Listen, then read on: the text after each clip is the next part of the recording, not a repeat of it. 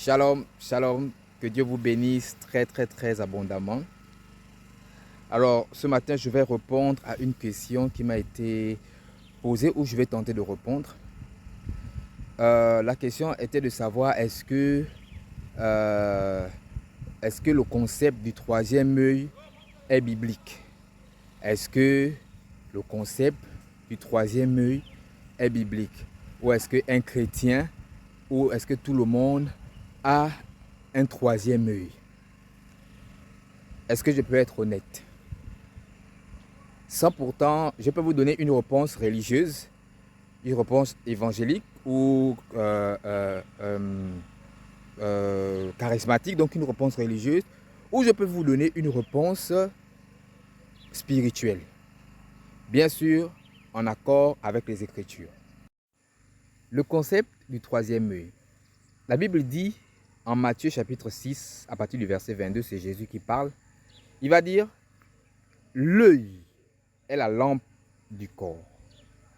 Si ton œil est en mauvais état, tout ton corps sera dans les ténèbres. Si la lumière qui est en toi est ténèbre, combien sera grand ces ténèbres? Il dit l'œil, il ne dit pas les yeux. Je vous encourage pour les théologiens ou les lecteurs, allez lire Matthieu chapitre 6 à partir du verset 22. Il ne dit pas si tes yeux, il dit si ton œil est en mauvais état, ton œil. Il dit l'œil, pas les yeux. L'œil est la lampe du corps. Je voudrais dire ceci. Pourquoi nous avons peur d'aborder cette question ou ces questions? Parce que ce sont des concepts, ce sont des questions qui ont déjà été abordées par les occultismes, par les exotérismes, par tous ceux qui sont dans des sciences occultes, dans du syncrétisme, dans du panthéisme, etc. Et donc, du coup, nous considérons cela comme étant profane, alors que ces choses sont écrites dans la Bible que nous lisons. Satan ne crée rien. Satan est un usurpateur. Je répète, Satan ne crée rien. Tous ces courants de spiritualité que je viens de vous citer ne sont les créateurs de rien. Satan est un contrefacteur. S'il y a de la contrefaçon, c'est que l'original existe. S'il y a de la contrefaçon, c'est que ce qui est authentique existe.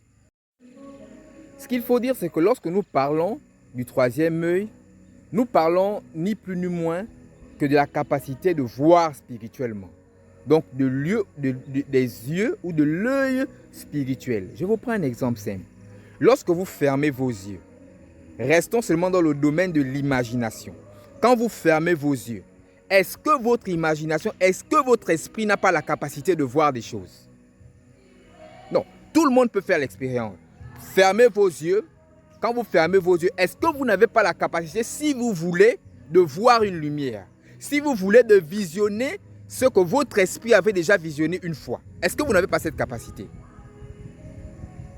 Le concept du troisième œil, qui n'est pas seulement un concept ou des yeux spirituels, mais qui est une réalité du monde chrétien, une réalité de tout homme spirituel. Tout le monde, tout chrétien, est-ce que la personne a assez de lumière pour voir? Je vous prends un autre exemple. On vous met dans une chambre là où il y a l'obscurité. Même si vos deux yeux sont ouverts, vous n'allez rien voir. Pour que vous puissiez voir, il faut qu'on mette de la lumière. On vous amène à un endroit où il y a des ténèbres. Même si vos yeux sont ouverts, vous n'allez rien voir. C'est la lumière qui vous permet de distinguer les silhouettes et les personnes ou les objets qui sont en face de vous. Il en est de même pour percevoir. Nous allons nous arrêter par là pour aujourd'hui.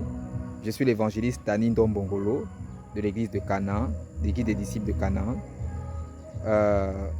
Je vous encourage à aimer Jésus-Christ. Il est le Seigneur de toutes choses. Il est la vérité et la vie. Il n'y a de salut en aucun autre nom si ce n'est au nom de Jésus-Christ. Que Dieu vous bénisse très abondamment. Je vous aime.